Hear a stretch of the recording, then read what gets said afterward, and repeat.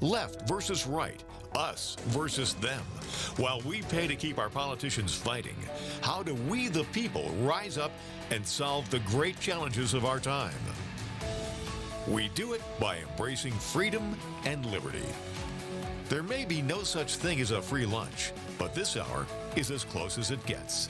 Welcome to A Free Solution. Welcome, everyone, to A Free Solution. I'm Kevin Wilson, your host today. Thank you so much for joining us. Appreciate you being here. We're live on WYSL today. And if you want to participate in the conversation, you can always comment online. Leave your comments there on the Free Solution Facebook page or Free Solution, the YouTube channel, the Kevin Wilson page, or my Twitter as well. Any one of those places. Or you can call into the station, have a chat with me live on air, or leave a comment with our producer. You don't need to go on air if you don't want to, but give us a call, 585-346-3000. That's 585-346-3000 if you want to participate in today's discussion. And today we're talking about, well, there's a bunch of stuff going on with police reform. The Derek Chauvin trial is wrapping up. There's a new incident, same area of the country, with Daunte Wright, and we're going to talk about that. I promised I'd talk about that Friday, and we're getting to it today. And some new developments and the Daniel Prude stuff. The minutes from the grand jury are out. We'll talk about all that stuff. And then I want to get to two things this episode. Hopefully I accomplished two goals. Now, number one is what should happen? What is the most just outcome when police officers kill someone? And we'll kind of run the gamut of like intentional to accidental, and we'll kind of look at this in the frame of these three cases. You know, what level of harm involved in someone killing, a police officer killing someone, should we look to punish them? And what's an outcome that is just given that situation? Is it prison forever? Is it firing? Is civil action the most just outcome? A combination of all those? And then finally, by the end of the episode, hopefully we'll talk about some solutions to that. So what are the actual policy solutions to make sure that stuff like that is less likely to happen?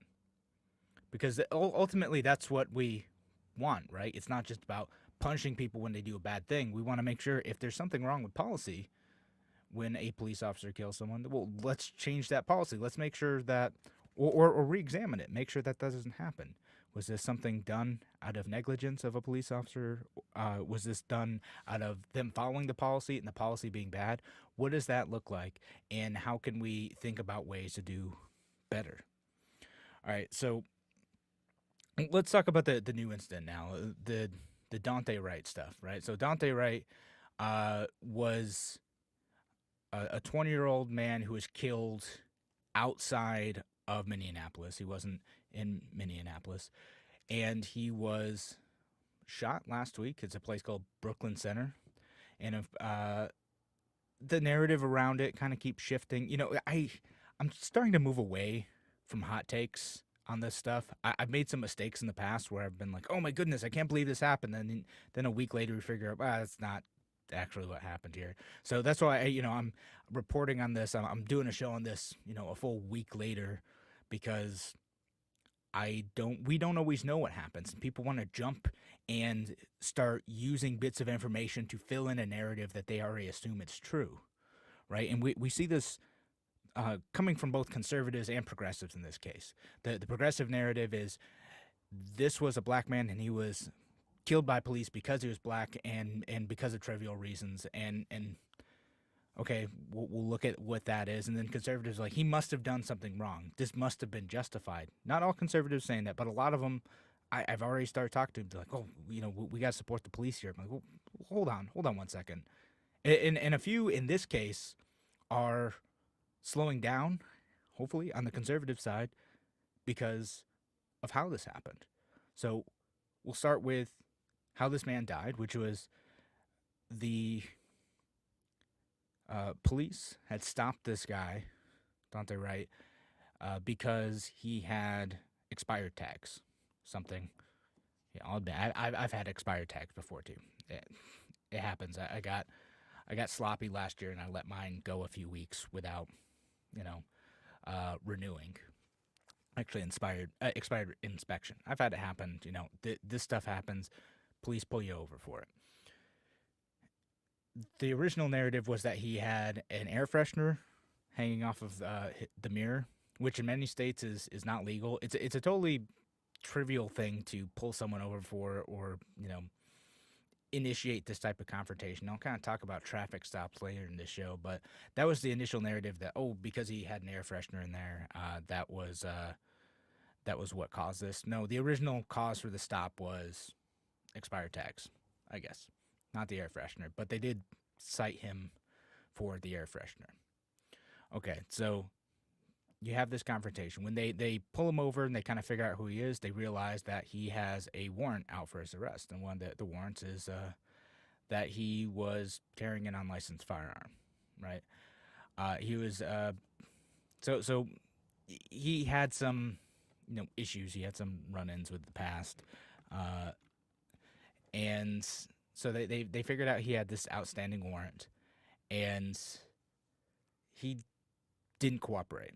He kind of freaked out in the incident. And, we're going to talk about a case in Chicago in a little bit, too, where even when you cooperate, it doesn't mean that things are going to be safe. We talked about the case in Virginia last week where the guy who was in the active duty military, he was being mostly cooperative, being very polite. Doesn't matter, he still got yanked out of the car. He could have been shot. What can happen?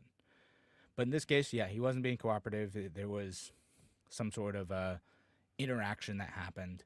The police officer pulled out her gun, and she shouted "taser," and then shot him.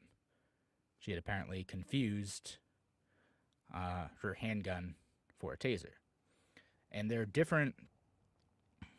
And for her part, she seems to have been genuinely confused after this happened. Officer Kim Potter, I think she is, 26 years old. She, not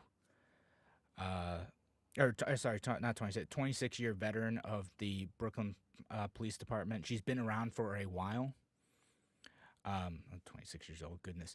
She's been around for a while. She should know better. She was at one point in time the president of the union for this area, and she confused her gun for a taser. And it's understandable, that people get flustered in the moment, but the point is that police officers are supposed to be trained. They're supposed to have that muscle memory to know where to go, and that's why they often have tasers on the opposite arm, on the opposite side of the gun. They're on the non-dominant side. They're also weighted differently. They're also a different color.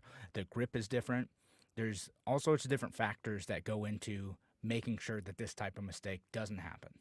It does happen, though. It does happen quite a bit. And in this case, it's getting highlighted because it happens to be, again, a black man who was killed by a police officer in the context of the greater Minneapolis area while the Derek Chauvin trial is going on. Derek Chauvin being the police officer who is facing second-degree murder charges and a couple others for killing George Floyd, which kind of kicked off a whole bunch of stuff last summer. Now, I know y'all didn't forget about that. So we have this woman, 26-year veteran of the police force in this area, confused her firearm for a taser, and killed this young man, who I know not perfect, but I don't think he should have died here.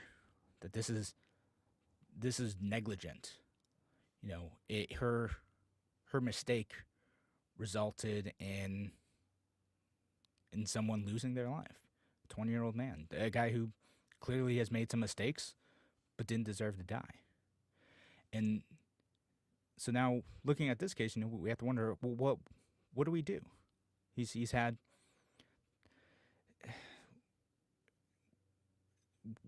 the results of this so far have been that Kim Potter was fired. She had left the police force, she resigned. She's probably going to be fired, and now she's being charged with second-degree manslaughter, facing significant jail time for this. And as we think about all this stuff and how maybe the Derek Chauvin trial plays out, how the Daniel Prude stuff played out here in Rochester, and then we'll talk about the case of the young kid in Chicago too. How should that play out? When you think, what's the optimal outcome? What's the just outcome for something like this? Should this woman go to jail? Is resigning enough? Should she have to personally pay money to this family? Are the taxpayers going to be covering this again? Which is what happens in all these cases when a police officer kills someone, either out of negligence or malice. Us, the taxpayers, end up covering that. That's what happens every time. So how do we hold people accountable, make sure that we get better outcomes in terms of people not dying, and also not using taxpayer money when police make a mistake? All right, thanks again for joining us here on The Free Solution. We're going to be back in just a few minutes. If you want to participate in the discussion, though, give us a call, 585-346-3000. That's 585-346-3000. We'll be back in just a few.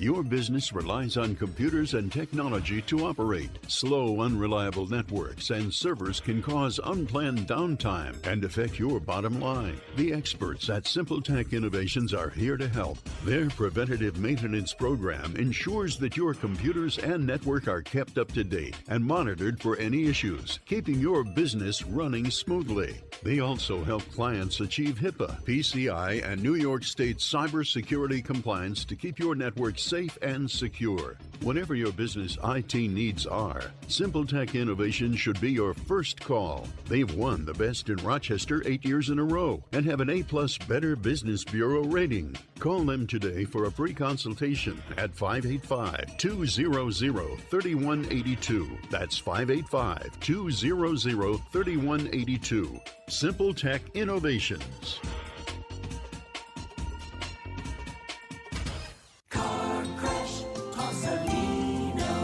When you've been seriously injured in a car crash, you need a lawyer who knows how to beat the big insurance companies. Call me and I'll take them on so you can focus on your health and family. Car crash, call Salino. Salino, call Salino. 888-2020. Main Street, Rochester. A message from the National Police Association. It used to be that any able-bodied person would offer to assist a police officer in danger. Now, passers-by are more likely to take a video. There's a better use for your phone when an officer's in trouble. Call 911. Tell the operator where you are and what you see. Then, start your video to provide evidence later. To learn more about how you can assist law enforcement, visit nationalpolice.org. That's nationalpolice.org.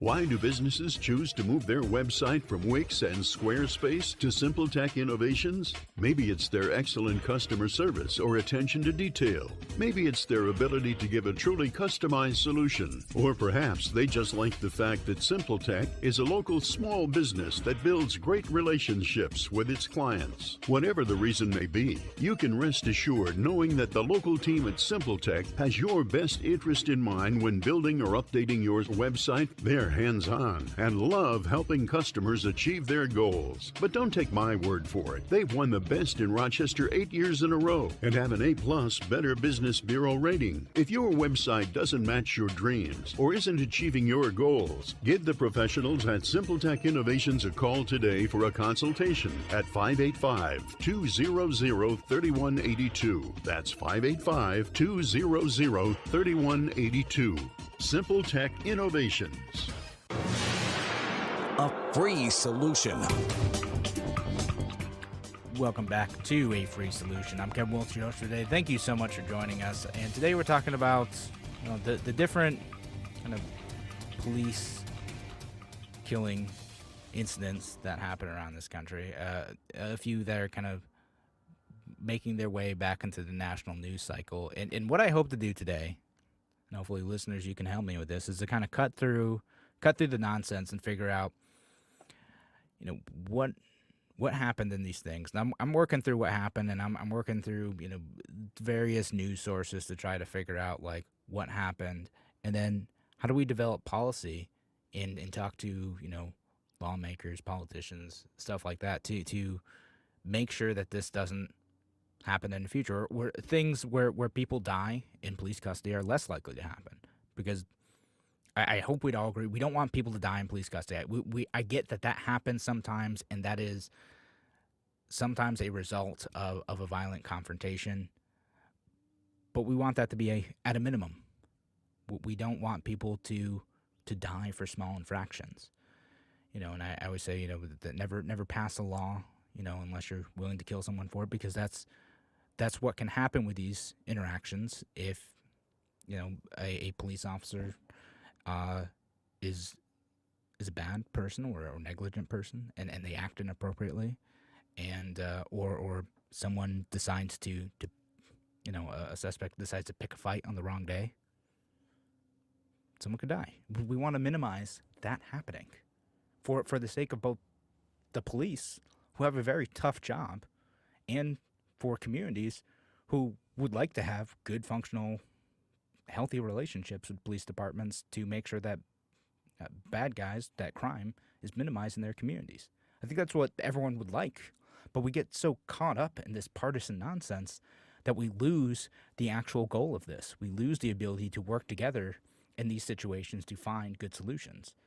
And we also want to make sure that when a police officer does something bad, again, negligent or with malice, that they're held accountable for what they've done. But what does that look like? What is the optimal, just solution for that?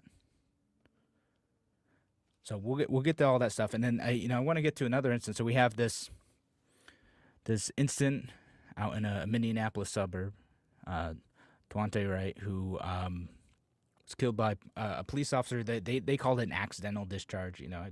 I'd go as far as say negligent. You're accountable if you fire your gun. You're accountable for like where that bullet goes, right? Like, gun owners understand this. Like, if you fire a shot in negligence and it hurts or kills someone, you are accountable for that. Police, same thing. If you fire your gun in a negligent manner and it hurts someone, whether it was your intended target, which in this case it was, but the police officer meant to use a taser, apparently, or if you strike someone else, you got to be accountable for that. So we have this case out in Minneapolis. We'll kind of put a pin in that for a second. Then we have this other case out in Chicago.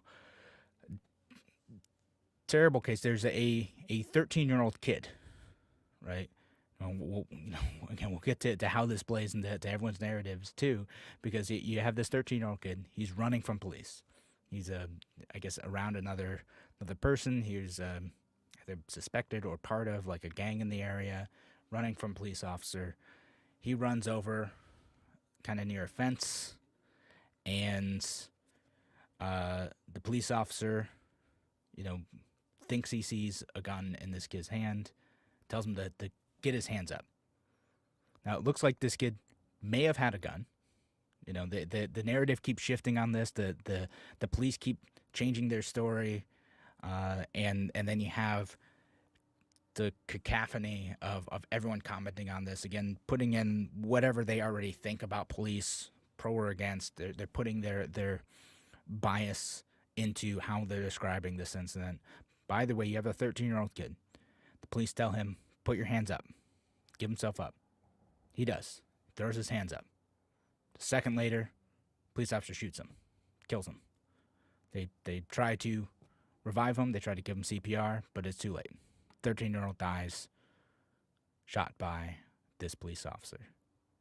So in this case, when a police officer asks someone to give themselves up, they do drop the gun. I mean, could have been trying to hide it, but they do try to.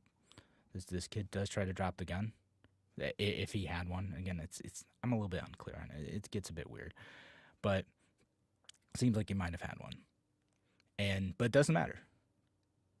What we would expect to happen is if police say, drop your weapon, put your hands up, that they are not going to kill you.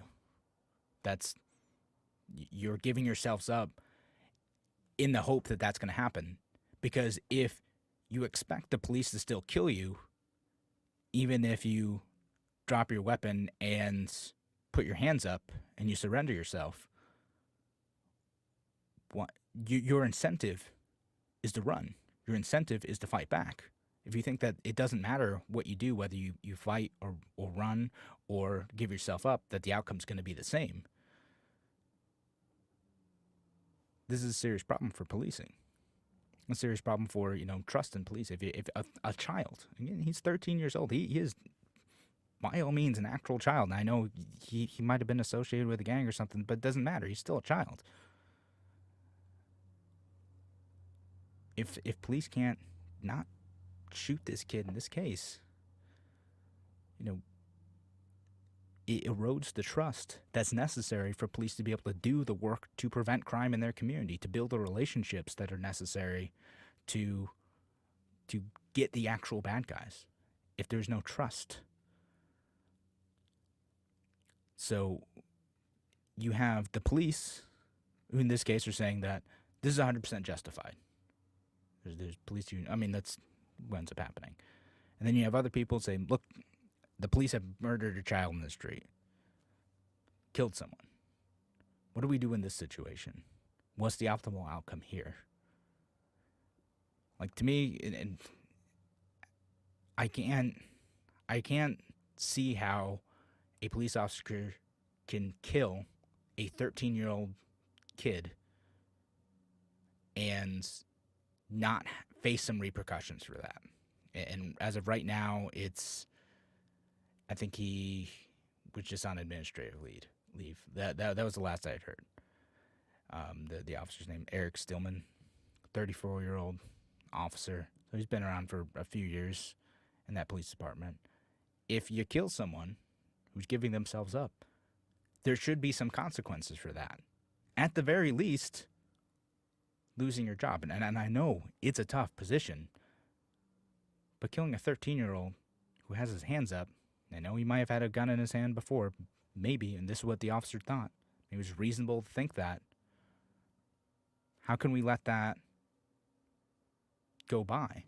How do you still trust that a system of justice works for you if that's what can happen to your child, your neighbor, if they do something stupid, but then they give themselves up, they get shot anyway? What do we do in that situation? And then we have the couple other cases, right? We have Daniel Prude, which, if you guys remember, he was on some drugs, he was on some PCP. He was running around naked in the street in March. The police put a spit sock over his head when they got him. They put him down. They didn't give him any blankets or anything. The medical examiner in the grand jury case, the state medical examiner, saying, well, excited delirium contributed to this, right? Which is kind of a controversial term, right? But you have this case. Did the police contribute to Daniel Prude's death? Did they do it by not providing adequate medical intervention? This is, again, a man who is naked on the street in March. There's a police officer who testified in this case who said, well, he didn't seem cold. He wasn't shivering. Bro, it's March and it's snowing out. Like, yeah, of course he's cold. I get the spit sock thing, I think, got blown out of proportion. I think a bunch of people are like, they kind of put that into, and even I was like, I don't understand this enough. And I think Andrew and I talked about it like way back when this first came out. But, it does that. It seemed like an odd use of it at the time, but people were worried about COVID. Okay, maybe. Did it contribute to his asphyxiation? I don't know. That's part of what happened. He died from that, but it could have been the pressure, could have been cardiac arrest. Did the cold contribute to it? And with all these factors combined, again, what obligation does a police officer have to intervene on the behalf of someone who's going into a crisis? And I think that is going to be the crux of what happens in the Derek Chauvin trial as well, where the defense is saying, no, this is excited delirium. This is what happened to George Floyd. He was going through an overdose. And trying to dismiss the fact that the officer was on George Floyd's neck for nearly 9 minutes. So in that case, if someone is going through a medical crisis, what is a police officer supposed to do? What do we as a society expect a police officer to do in that situation? And if they make the wrong decision, what should the consequences be? All right, thanks again for joining us here on A Free Solution. If you want to join this conversation, weigh in, give us a call, 585-346-3000. That's 585-346-3000. We'll be back with more from A Free Solution in a few minutes. Latest forecast from the News 10 NBC Weather Center for tonight. We'll have mostly cloudy skies. Some rain showers are likely during the overnight. Temps in the 40s. On your Tuesday, a mostly cloudy day. Could be a brief shower. Temperature staying in the 40s through the afternoon. Colder with some wet snow likely Wednesday. Could be some slushy, light accumulation, especially in the hills. Temps in the 30s and low 40s. I'm Rich Cadelia, WYSL. Need help with health insurance? The Greece Regional Chamber provides assistance with health insurance for businesses, nonprofits, families, and individuals throughout our region. We pride ourselves on the personalized service that we provide for our clients. Let us help you find health insurance plans that fit your needs and navigate the paperwork. Greece Chamber Benefit Partners, located at 2402 Westridge Road in Rochester, New York, offers a broad range of medical insurance plans for businesses, nonprofits, individuals, and families throughout the greater Rochester Finger Lakes region, working with insurance companies including Excellus Blue Cross Blue Shield, Univera, and MVP Healthcare. We can also help you access insurance plans through the New York State of Health, the official health plan marketplace. Again, you do not need to live or work in Greece to utilize our brokerage services. We serve the greater Rochester Finger Lakes region of New York State. Visit greecechamber.org to sign up for one of our free health insurance information sessions or schedule an appointment with one of our licensed brokers. Call 585-227-7272. 585-227-7272. Your business relies on computers and technology to operate. Slow, unreliable networks and servers can cause unplanned downtime and affect your bottom line. The experts at Simple Tech Innovations are here to help. Their preventative maintenance program ensures that your computers and network are kept up to date and monitored for any issues, keeping your business running smoothly. They also help clients achieve HIPAA, PCI, and New York State cybersecurity compliance to keep your network safe and secure. Whatever your business IT needs are, Simple Tech Innovation should be your first call. They've won the best in Rochester 8 years in a row and have an A+ Better Business Bureau rating. Call them today for a free consultation at 585-200-3182. That's 585-200-3182. Simple Tech Innovations. With disastrous changes in Washington, a mass media that's captive of government, and increasing censorship of the news and social media, it's important to preserve freedom of speech and truth, whether it's related to COVID, voting fraud, or the Great Reset. Please use the WISL stations to advertise and grow your business, professional practice, or organization. Help us continue to entertain and inform you, and stand up to authoritarianism, lies, and bullying. And thanks in advance for your support from the WISL stations, the voice of liberty. Call 346-3000. We're all busy, running to get the kids to practice, rushing to get dinner on the table, hurrying to meetings, the store, or getting to those endless lists of errands. That's why more and more Rochesterians are tuning in to the newscast that fits their schedule. News 10 NBC at 7. Exclusive investigations, up-to-the-minute breaking news, and of course, your first alert forecast. It's how Rochester gets caught up before the sun goes down. News 10 NBC at 7. When you feel sick for whatever reason, don't wait to get help. Noise Health Urgent Care now offers telemedicine appointments using your device to meet with a provider face-to-face from the comfort of your home. Call 585-243-9595 to schedule an appointment. Noise Health Urgent Care is open from 9 a.m. to 9 p.m. 7 days a week, even weekends and holidays. Walk-ins welcome at our Geneseo location, 50 East South Street. Digital X-ray available too. Noise Health Urgent Care. Your health care, your way. Car Crash Consolino. When you've been seriously injured in a car crash, you need a lawyer who knows how to beat the big insurance companies. Call me and I'll take them on so you can focus on your health and family. Car Crash Consolino. Salino. Oh, Salino.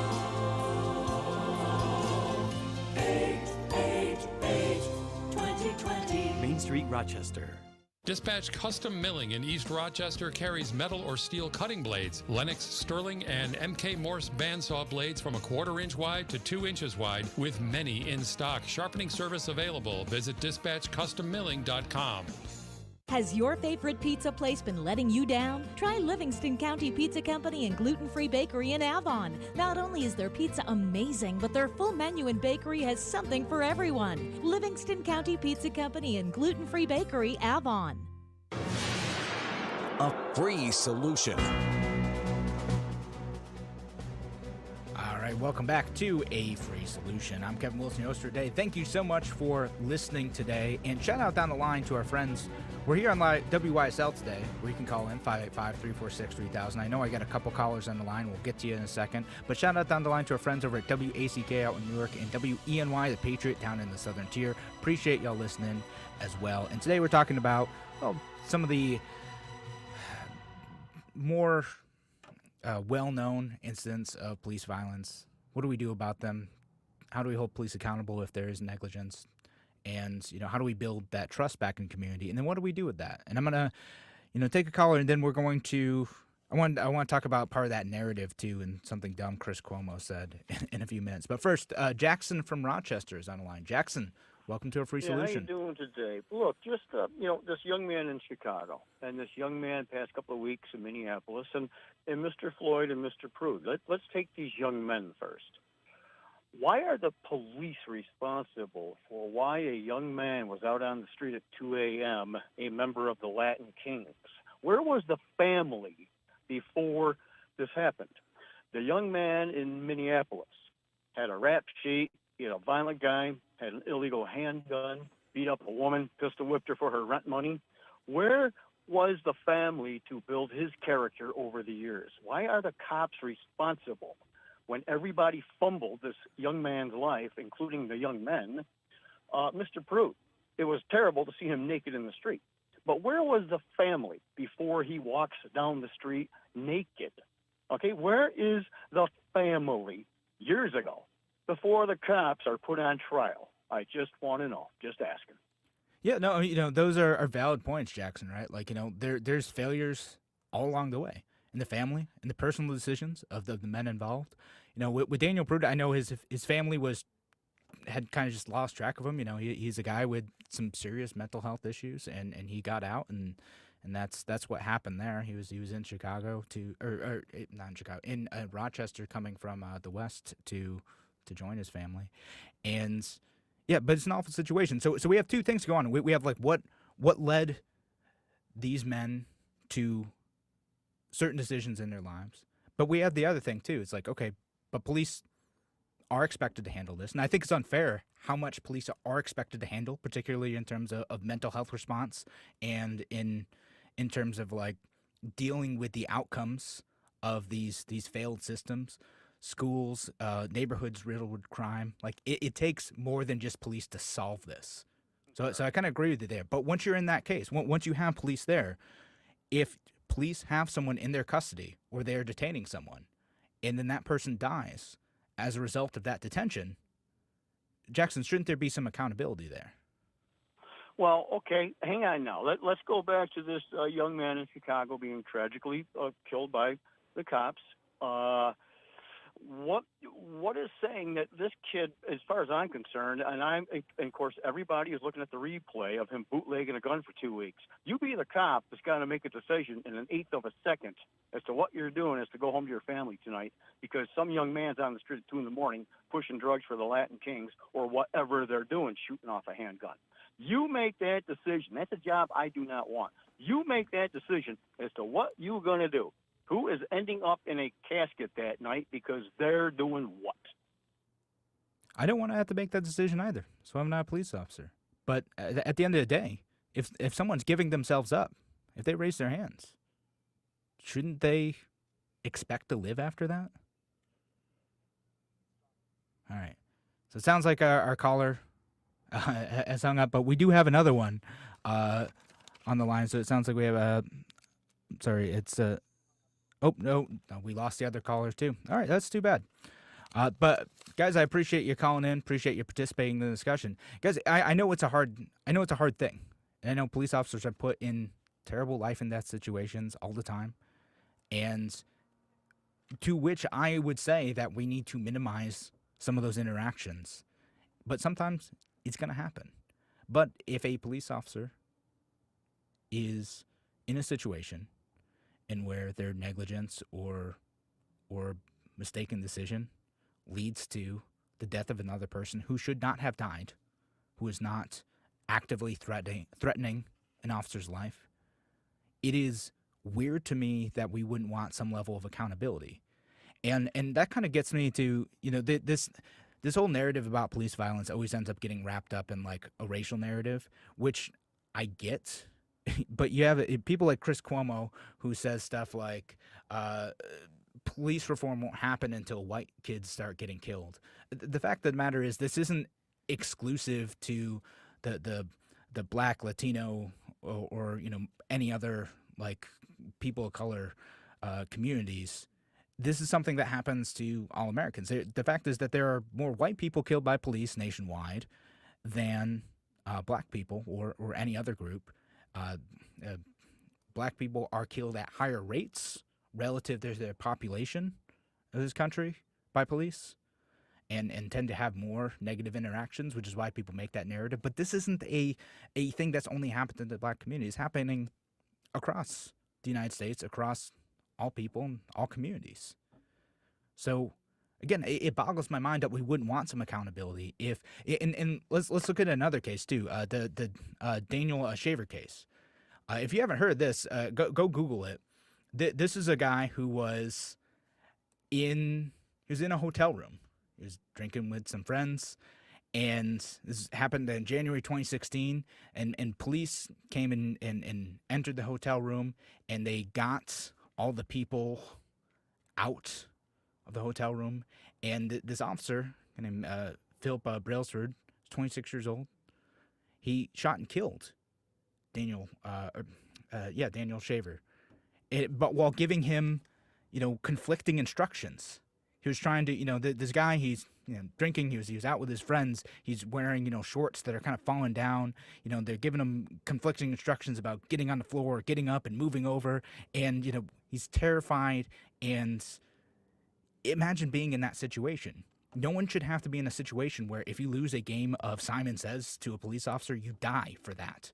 And why would we want to not hold police officers accountable in that situation? This police officer, he ended up, he's not in jail. He ended up leaving the force, and he's getting a pension for the rest of his life. That's the outcome of that case. Daniel Shaver was not a black man. It's happening to people all across the country of all sorts of different backgrounds. If police kill someone when they shouldn't have done it, there should be some level of accountability. Now, what that looks like is what I want to get into in a bit, but I do think there should be some accountability. I do think that even when police officers are in a tough situation, if they make a wrong decision that results in someone dying, that's a problem. I don't know why that would be controversial. It is, apparently. If you want to call up and tell me more about that, give us a call, 585-346-3000.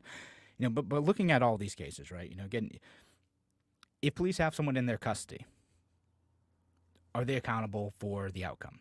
And we see that in the Derek Chauvin trial and the George, regarding that to George Floyd, who is also the medical examiners. The defense is saying that this was a result of excited delirium. So if you can recognize this condition, if you can see that someone is having trouble because they're having a drug overdose, like the George Floyd had fentanyl in his system, right? Is that helped by someone being on a police officer, in this case Derek Chauvin, being on George Floyd's neck for nearly 9 minutes? If someone is having a medical crisis, I think police have the expectation that if they are detaining someone, that they are then at least partially responsible for whether the police officer's actions impact the health of the person that is in their custody. And sometimes the case is that it's an accident, and really, like, that's all it is. It's tragic. That's what happens. Someone gets overworked. They have a heart attack.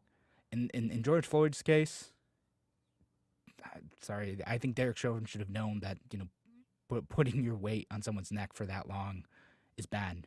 while George Floyd is begging for his life. That clearly contributed to his death. At least I think so. That's what it looks like to me. And so if you have someone who's having a medical condition like George Floyd was, like Daniel Prude was, police officers need to know to look out for the warning signs of someone's going through a medical crisis and figure out how to address that better. And I don't know if something could have been different in the Daniel Prude case. And clearly the grand jury decided that the police officers had acted in a way that was appropriate enough to not even warrant charges. Because in grand jury, you don't even need to prove, beyond a reasonable doubt in that case. Just not even warranting charges in that case. Okay, fine. So they were following policy enough to not have charges, whether or not you think that's a good thing or not. And when we come back, I want to talk about how do we actually prevent this? And we'll talk about whether prison time or policy changes or other things can prevent things like this from happening. Because again, I don't think it's just police officers are bad. That's way too simple of an explanation, and it doesn't fix the problems that we have. Punching people ain't gonna work. Thanks again for joining us here on The Free Solution. If you want to give us a call, participate in the conversation, 585-346-3000. 585-346-3000. We're going to be back in just a few minutes.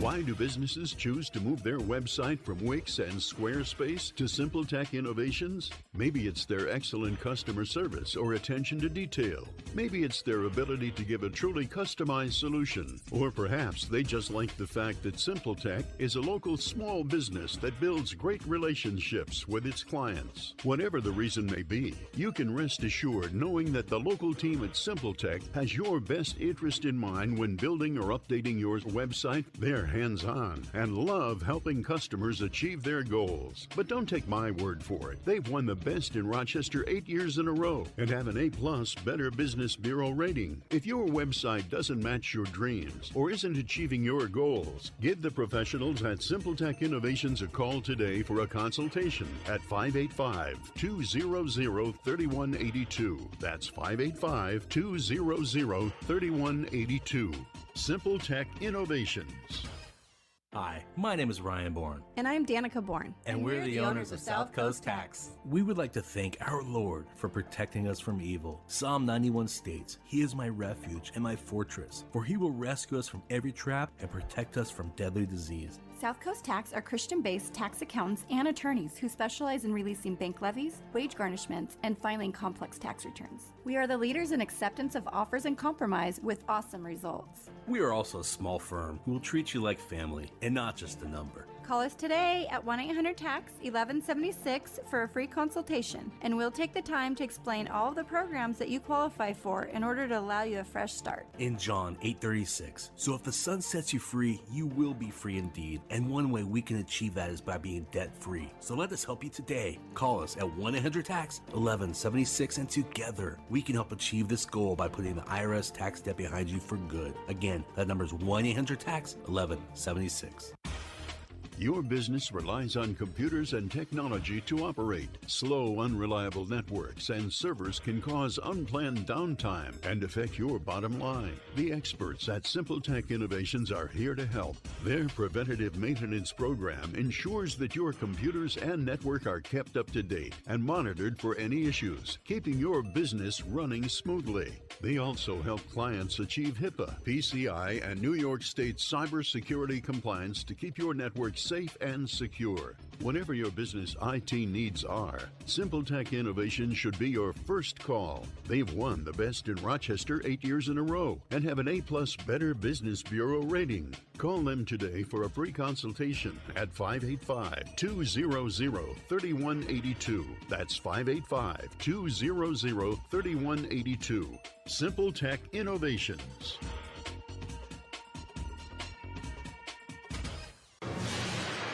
A free solution. All right, welcome back to A Free Solution. I'm Kevin Wilson, your host for today. Thank you so much for joining us. Appreciate you being here. And we're talking today about some high-profile, police shootings, police killings that happened, and what what should be done about them. They're not all police shootings. Some are just incidents where maybe police should have intervened. Maybe they should have, monitored what was going on with the person that they had detained and had in their custody a bit more effectively. It's complicated, and as the last caller pointed out, it's not just the police, and he didn't quite agree with me on stuff, but I do appreciate your call, Jackson. I do think that it part of fixing what happens here is making sure that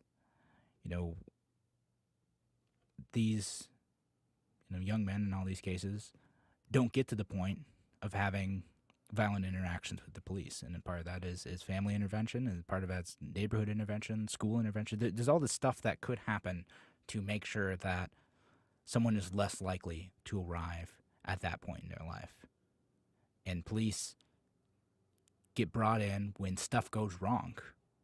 And we always look at, what's the immediate solution for fixing something when something goes wrong? Just jump in with police.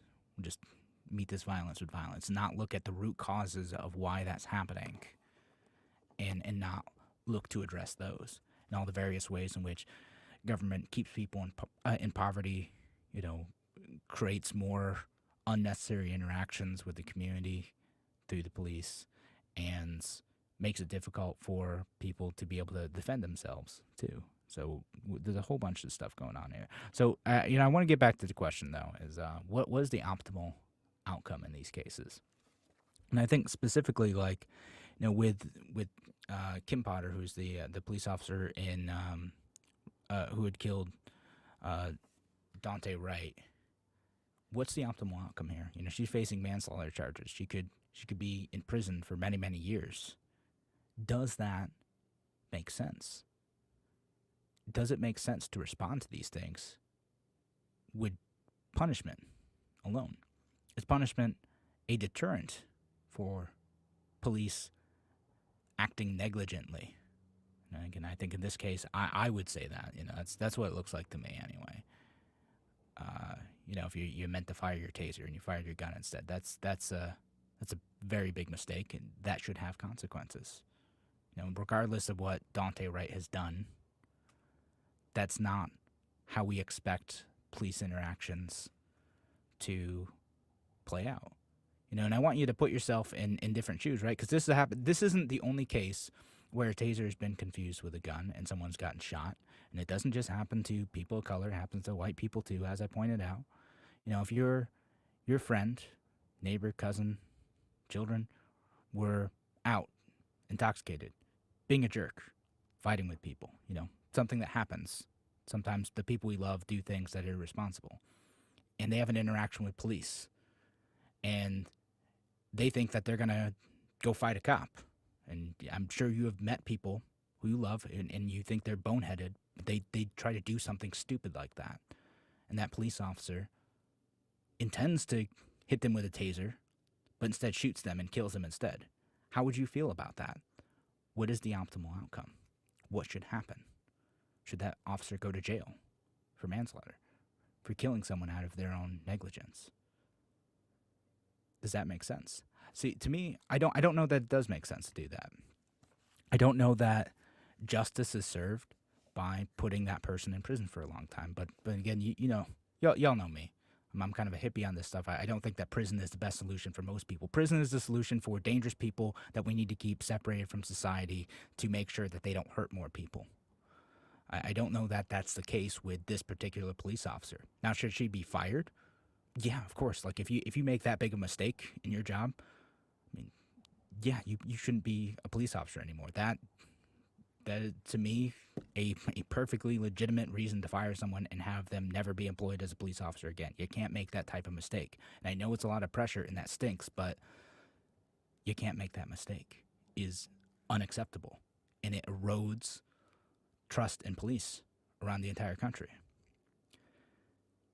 What's a better way to solve this? Well, we could talk about qualified immunity. We've done other shows on this before, and that's the ability of people to be able to sue police officers individually for incidents where they violate, your rights. And it doesn't have to be killing someone. It could just be going down to an unconstitutional search all the way up to killing someone and anywhere in between, right? Police officers don't have individual accountability in those cases unless there's a pre-existing case in which they've already been shown to violate constitutional rights that have to be nearly identical. So it's virtually impossible to sue individual police officers. Some states are getting rid of that. New Mexico got rid of that recently.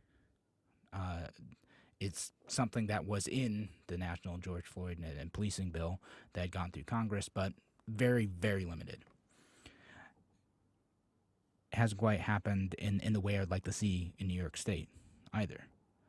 And related to that, should officers be required to carry insurance? If they do something that's, maybe not rising to the level of criminal, not rising to the level of they had malicious intent and they acted in a manner in which they purposely killed someone out of rage, but in an area where maybe they let someone die where they should have saved them. I could see that in the case of maybe Daniel Prude. Maybe there should be some accountability there from a liability standpoint. Should police officers be required to carry professional liability insurance in the same way that doctors do? That if they make a mistake on the job, well, they're not necessarily going to lose their house over it, but they have insurance to cover those types of things. Where in the course of duty, where an officer acted in a manner that was harmful to someone, but maybe not an actual crime, should they have to pay for that? Right now, us, the taxpayers, pay for that. If they carried insurance, well, the insurance companies would pay for it. The officers would pay their premiums to cover that. And if the insurance company says, well, this person has had too many incidents, they're too much of a risk, we're going to drop coverage from them, that's a free market check on police officers who are actually bad, who are putting people in danger, who are hurting people. And then us, the taxpayers, are not on the hook for that. You can do a few other things, too. You can reduce traffic stops. The Dante Wright thing, he had warrants, but you could reduce traffic stops. Those produce a ton of unnecessary police interactions every year. It puts the officer in danger, and it puts people in danger. The people who are being pulled over. Sometimes for minor infractions, and it leads to an escalation when you have a police officer who is on a power trip. It can hurt someone. And it can hurt the police officer, too. They don't know what's going on here, what's going on in your vehicle, whether or not you present a danger. And that's why there's a lot of tension. Reducing police stops and just keeping it to actual dangerous situations where someone's driving around drunk or driving around recklessly, just issuing an automatic ticket for someone who has expired tags or speeding, under just a tiny bit, or whatever other small infraction, tail light infraction that happens. We don't have to have those police interactions. It stresses out everyone, not just people of color. But I don't think prison is the optimal solution for all of these cases. Maybe in some, but no, not all of these cases. And I'm curious how the Derek Chauvin trial is going to turn out for that very reason. What is the optimal outcome here? Is going to jail going to fix this? I don't know what it is. I think we're ignoring policy solutions in favor of looking for revenge in some of these cases. And that might feel good for a little while, might feel cathartic. But at the end of the day, if this stuff is still happening, that's a problem. So let's focus on the policy solutions. Okay, that's all I got for y'all today. Thank you so much for joining us here on A Free Solution. We'd love your feedback on this. Does this stuff make sense? Did what I say make more sense of this national narrative that we have around policing? Thanks for joining us. I'll be back on Wednesday. Larry Sharp will be in tomorrow. Talk to you then.